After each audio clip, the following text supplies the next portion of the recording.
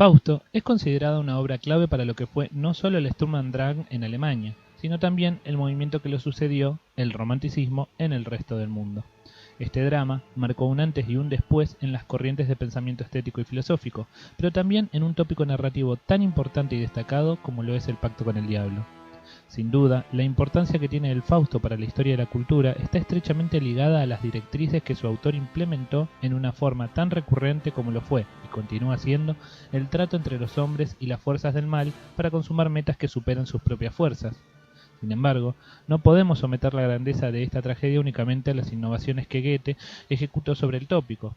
Más aún, tanto Fausto como Mefistófeles han cobrado materialidad real y ocupan hoy un lugar predominante en el inconsciente colectivo, como también lo han hecho Don Quijote, Hamlet, Sherlock Holmes, la criatura de Frankenstein, entre tantos otros. Es decir, no podemos hablar ya del tópico en cuestión sin aludir a las contribuciones que Goethe y sus personajes han aportado a dicha tipología. Es por eso que es preciso realizar un estudio detallado y minucioso de aquellas reinterpretaciones niponas que se han llevado a cabo sobre la obra magna del escritor alemán y su pertinencia, haciendo particular hincapié en sus semejanzas y diferencias. Nos concentraremos así en los rasgos goetheanos y puntualmente en los aspectos mefistofélicos de algunos manga anime. Existen ciertamente estructuras fijas que funcionan sin importar las circunstancias ni los lectores. Es indudable que el hombre siente cierta atracción por la repetición, ya que la constancia y la semejanza nos traen tranquilidad, la idea de un orden y un sistema de sentidos asegurados. Los tópicos literarios son eso, fórmulas más o menos fijas, difíciles de modificar, que varían mínimamente según el tiempo, el espacio y los autores, que utilizan temas, personajes y argumentos tan frecuentes que se vuelven parte indisociable de la historia cultural. Sin embargo, esto no significa pobreza de creatividad. Un lugar común puede abrir camino a un producto novedoso y significativo para los lectores, ya que cada armazón, cada elemento recurrente, crea nuevos significados. Es decir, lo valioso no está en lo semejante, sino más bien en lo distinto, lo que se premedita. El pacto es un motor narrativo interesante por causas numerables. Algunos suponen igualdad de condiciones, mientras que otros muestran una marcada asimetría entre las partes. Un pacto puede cumplirse a rajatabla, como puede modificarse, afianzarse, trastocarse, violarse o romperse. Todo contrato implica una tensión entre la legalidad de la escritura y las acciones de los involucrados que brinda múltiples aristas de fuga. Todo pacto es, en fin, un fenómeno de negociación vinculado a la comunicación, en una sociedad de respeto mutuo. Si a esto le sumamos un hecho sobrenatural como la participación de un demonio, tenemos una fórmula más que atractiva para el lector. El diablo, encarnación del mal, alegoría del pecado e indicio de perdición, propone a un hombre cumplir cualquiera de sus fantasías a cambio del módico precio de su alma. Esos son los matices básicos de este tópico literario. La apariencia y actitud del diablo pueden variar. El pacto puede ser con sangre, tinta o palabras. El condenado puede salir invicto o sufrir ciertas consecuencias por culpa de su soberbia, pero eso dependerá de las intenciones de cada autor. Lo que queda claro es que lo que se obtiene es un relato altamente moralista que explora los límites y condiciones del humano. Mefistófeles es un demonio propio del folclore alemán que nace en el siglo XVI. Su actitud es burlona, irrespetuosa y procaz, como la de muchos seres del inframundo. Sin embargo, cuenta con un gran poder de convencimiento, un aparato retórico envidiable y un pensamiento crítico y lógico irrefutables. Simboliza, ante todo, la pérdida de la fe, de la creencia en la hermenéutica cristiana y del amor a Dios. A su vez, también representa el modo de obrar según la moral que rige las sociedades avanzadas en materia industrial y científica. Mefistófeles es un demonio de la modernidad porque representa al progreso la potencia vital del siglo de las luces. Para una época en la que se gesta una fe ciega en la razón y la lógica, a la vez que los investigadores y letrados se alejan de la gracia divina, el método que desarrollan los hombres para avanzar en sus empresas epistemológicas debe suspender los juicios de valor éticos y morales para ser fructíferos. Esto se ve, sobre todo, en otro tópico literario como lo es el del científico loco, cuya variante en Goethe se halla en El aprendiz de brujo. Ambos aspiran a ser grandes en su campo, desoyendo las críticas y observaciones de sus colegas. Esto desata el prodigio, a la vez que descarrila las riendas del proyecto personal. Para el siglo XIX, pleno auge del positivismo y la aceleración de la experiencia, la única posibilidad que pareciera tener el hombre de ocupar el rol de demiurgo es dejando atrás las valoraciones sobre su obra. Ahora bien, no es casual que Japón haya tomado como arquetipo de figura demoníaca a este personaje legendario. Para empezar, no son insignificantes los vínculos históricos que unieron por décadas al archipiélago con la tierra de los godos. A partir de su apertura económica y mercantil durante la restauración Meiji, la atención nipona recayó puntualmente en las grandes potencias de Occidente, siendo Alemania de las más atractivas. Desde la adopción de un modelo pedagógico prusiano para su implementación en las universidades estatales, hasta las relaciones político-militares emprendidas durante ambas guerras mundiales, primero como enemigos, luego como aliados, Japón ha tenido un profundo y sincero respeto por la cultura germánica. Pero sin duda alguna, la persona más influyente dentro de la industria cultural en lo que se refiere a la percepción nipona de Alemania fue Osamu Tezuka, el creador de Astro Boy, quien desde una valoración positiva y fructífera sobre el rol que juega la literatura en la sociedad y desde sus múltiples producciones basadas en clásicos literarios, entre las cuales Fausto ha contado con un lugar privilegiado, contribuyó de manera efectiva a sentar en el imaginario colectivo de la Tierra del Sol naciente a los protagonistas de la obra de Goethe. En 1950 realizó una adaptación relativamente libre del clásico alemán. En 1971 publicó otra versión bajo el nombre de Las 100 historias como un episodio de la serie New Lion Books. Años más tarde, tras varios intentos fallidos de producir una película basada en su historia, Tezuka publica Neo Faust, más madura y original que las anteriores, pero que finalmente queda inconclusa debido a la muerte de su creador.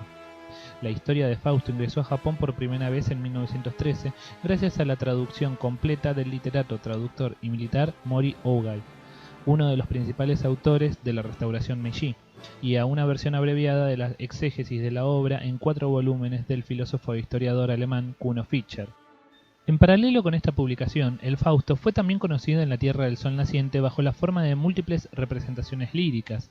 Es posible que Tezuka haya leído el drama y a la vez asistido a alguna de estas puestas en escena operísticas del drama goetheano, hechos que conmovieron profundamente su conciencia y su pluma. Para el mangaka, el empleo de la literatura en sus historietas permitía instaurar al noveno arte como un canal de gran importancia dentro de la cultura, legado que, como vemos, continúa vigente hasta nuestros días. Sin embargo, el drama de Fausto en general y la figura de Mefistófeles en particular no suelen estar recubiertos por un halo benévolo y optimista. Por el contrario, el demonio occidental suele ser implementado como una materialización de determinados aspectos nocivos de Occidente, importados y actualmente muy arraigados en la sociedad en detrimento de otras virtudes tradicionalistas japonesas y valoradas positivamente por siglos. Será por esto pertinente definir en qué medida existen demonios mefistofélicos que encarnan esta invasión y ataque a los cimientos de la comunidad nipona y otros que sirven solo a fines estéticos y diegéticos sin implicar una crítica patente. En Pandora Hearts de Jun Mochizuki, Os Besarius, un adolescente que está a punto de cumplir la mayoría de edad y heredar un ducado, es secuestrado por una banda de encapuchados que lo destierran a una prisión en el abismo, una dimensión oscura llena de criaturas horribles. Una vez allí, un enorme conejo negro llamado Alice, que había intentado rescatarlo y proclamarlo como suyo, le propone a Oz firmar un pacto en el que él será su contratista a cambio de salir de allí. Por la selección de la nomenclatura, percibimos que este manga exhibe mayores reminiscencias a las aventuras de Alicia en el País de las Maravillas de Lewis Carroll y al maravilloso Mago de Oz de Lyman Frank Baum antes que a Fausto.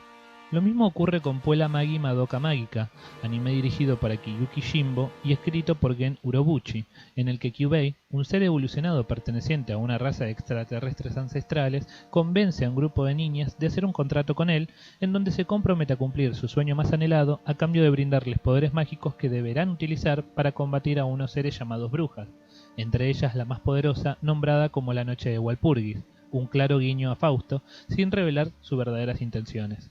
En estos casos, el pacto perdura, pero no así la figura mefistofélica, ya que en ambos casos los seres sobrenaturales no son demonios.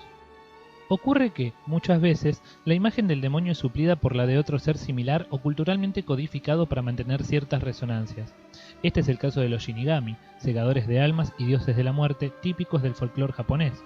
En la famosa historia Death Note de Tsukugumi Oba y Takeshi Obata, Ryuk es el encargado de ocupar el rol de Mefistófeles al proponerle a Light Yagami un trato a cambio de una libreta capaz de asesinar a cualquiera con solo escribir allí su nombre y tener presente el rostro de la víctima. En el caso de Jigoku Shoujo, anime dirigido por Takahiro Omori, una entidad fantasmal, representada por una chica de cabello oscuro y ojos rojos, se dedica a realizar la venganza de las personas que la contratan. Cuando una persona sienta rencor, Jigoku Yojo aparece y envía al infierno a la persona causante de ese odio. No obstante, el usuario deberá sellar un contrato con ella antes de ejecutar la venganza, y el precio a pagar es siempre que la persona que acepte el contrato también deberá ir al infierno cuando muera. Estos casos mencionados anteriormente, si bien son más fieles a las bases del pacto con el diablo, no alcanzan el suficiente grado de adecuación a las premisas mefistofélicas como si veremos en futuros ejemplos. Más aún, el tópico ha sido tan reutilizado en Japón que hoy en día contamos con ejemplos paródicos, humorísticos y hasta ecchi o hentai. En el caso de Belzebub, de Ryuhei Tamura, Tatsumi Oga, el delincuente juvenil más fuerte, un día mientras golpeaba a otros bravucones cerca de un río, es testigo de cómo un hombre aparece flotando en el mismo. Este de repente se parte en dos y de él emerge un bebé, a la manera de la leyenda de Momotaro. Este bebé es Belzebub, el hijo del rey demonio, quien fue enviado para destruir la tierra y Oga fue elegido para criarlo. En un tono más fogoso, en High School DxD de Ichiei Ishibumi y Miyazama Zero, Issei Hyodo, un estudiante pervertido y lascivo, acepta convertirse en un demonio al servicio de Rias Gremory frente a su inminente muerte a manos de un ángel caído. En ejemplos todavía más subidos de tonos podemos citar las series Urotsuki Doji, la travesía de un híbrido demonio humano desterrado del infierno, y Viper GTS, la historia de 3 súcubos encargados de capturar almas humanas para fabricar gemas con ellas. Como hemos visto, el tópico del pacto con el diablo ha dado y continúa dando de qué hablar en la Tierra del Sol Naciente. Si bien la fantasía es el género que predomina en este tipo de historias, los japoneses no pierden oportunidad en explorar otras aristas posibles combinándola con el horror, la acción, el humor y hasta el placer. Sin embargo, no todo pacto con el diablo es mefistofélico, y mucho menos goetheano. Continuaremos explorando cada vez más y más en profundidad casos genuinos en los que los demonios sean los elucubradores del caos para hallar el germen del mal dentro de la narrativa del manga y el anime.